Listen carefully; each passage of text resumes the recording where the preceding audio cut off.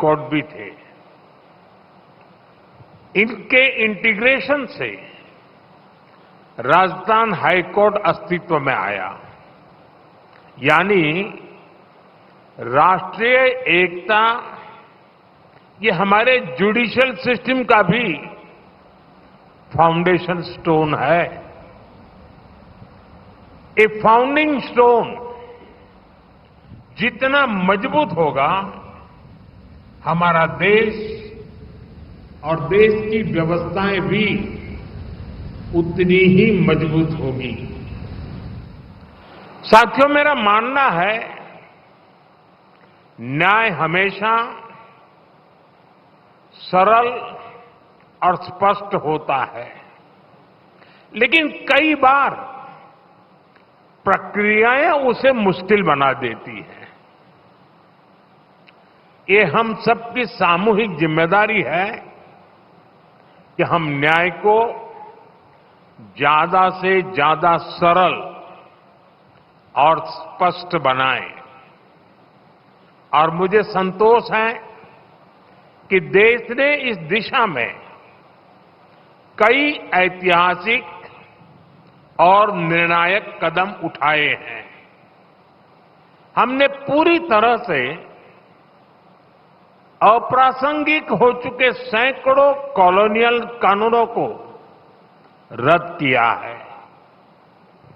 आजादी के इतने दशक बाद गुलामी की मानसिकता से उभरते हुए देश ने इंडियन पिनल कोड की जगह भारतीय न्याय संहिता को एडॉप्ट किया है। दंड की जगह न्याय, ये भारतीय चिंतन का आधार भी है। भारतीय न्याय संहिता इस मानवीय चिंतन को आगे बढ़ाती है। भारतीय न्याय संहिता हमारे लोकतंत्र को कॉलोनियल माइंडसेट से आजाद कराती है। न्याय संहिता की ये मूल भावना ज्यादा से ज्यादा प्रभावी बने, ये दायित्व अब हम सभी के सामने है। साथियों, बीते एक दशक में हमारा देश तेजी से बदला है। कभी हम 10 साल पहले 10वें पायदान से ऊपर उठकर दुनिया की 5th लार्जेस्ट इकोनॉमी बन गए हैं। आज देश के सपने भी बड़े हैं, देशवासियों की आकांक्षाएं भी बड़ी हैं। इसलिए ये जरूरी है कि हम नए भारत के हिसाब से नए इनोवेशन करें और अपनी व्यवस्थाओं को आधुनिक बनाएं। ये जस्टिस फॉर ऑल, इसके लिए भी उतना ही जरूरी है। हम देख रहे हैं क्या टेक्नोलॉजी हमारे जुडिशियल सिस्टम में इतना अहम रोल निभा रही है। आईटी रिवॉल्यूशन से कितना बड़ा बदलाव हो सकता है। हमारा ई कोर्ट्स प्रोजेक्ट इसका सबसे बड़ा उदाहरण है। आज देश में 18,000 से ज्यादा कोर्ट्स कंप्यूटराइज हो चुकी है। मुझे बताया गया है कि नेशनल जुडिशियल डेटा ग्रिड से 26 करोड़ से ज्यादा मुकदमों की जानकारी एक सेंट्रलाइज्ड ऑनलाइन प्लेटफॉर्म पर जुड़ चुकी है।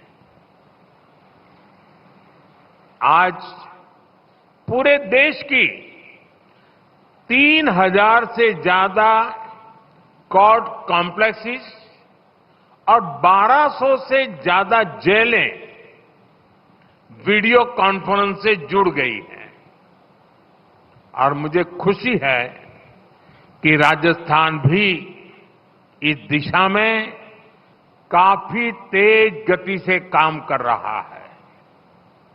यहां सैकड़ों अदालतें कंप्यूटराइज हो चुकी है। पेपरलेस कोर्ट्स, ई फाइलिंग, समन के लिए इलेक्ट्रॉनिक सर्विस, वर्चुअल हियरिंग की व्यवस्था, ये कोई सामान्य बदलाव नहीं है। हम एक सामान्य नागरिक के दृष्टिकोण से सोचें तो दशकों से हमारे यहां कोर्ट के आगे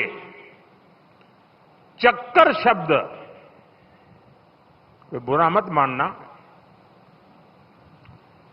चक्कर शब्द मैंडेटरी हो गया था। कोर्ट का चक्कर, मुकदमे का चक्कर, यानी एक ऐसा चक्कर जिसमें फंस गए तो कब निकलेंगे कुछ पता नहीं। आज दशकों बाद उस सामान्य नागरिक की पीड़ा को खत्म करने, उस चक्कर को खत्म करने के लिए देश ने प्रभावी कदम उठाए हैं। इससे न्याय को लेकर नई उम्मीद जगी है। इस उम्मीद को हमें बनाए रखना है। लगातार अपनी न्यायिक व्यवस्था में रिफॉर्म करते चलना है। साथियों, बीते कई कार्यक्रमों में आप सबके बीच मैंने लगातार मीडिएशन की सदियों पुरानी हमारी व्यवस्था का जिक्र किया है।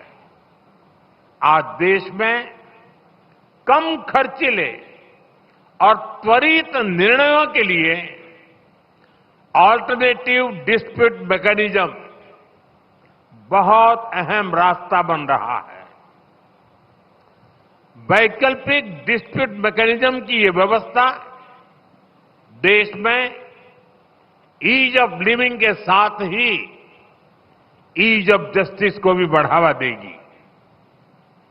कानूनों में बदलाव करके, नए प्रावधान जोड़कर सरकार ने इस दिशा में कई कदम उठाए हैं। न्यायपालिका के सहयोग से ये व्यवस्थाएं और ज्यादा सशक्त होगी। साथियों, हमारी न्यायपालिका ने निरंतर राष्ट्रीय विषयों पर सजगता और सक्रियता की नैतिक जिम्मेदारी निभाई है। कश्मीर से आर्टिकल 370 हटाने का देश के संवैधानिक एकीकरण का उदाहरण हमारे सामने है। तो हमारी वीडियो पसंद आई हो तो लाइक, कमेंट व शेयर करें और ऐसी ही वीडियोस को देखने के लिए आप हमारे YouTube चैनल BBN भव्य वसुंधरा न्यूज को सब्सक्राइब कर बेल आइकन को प्रेस करें।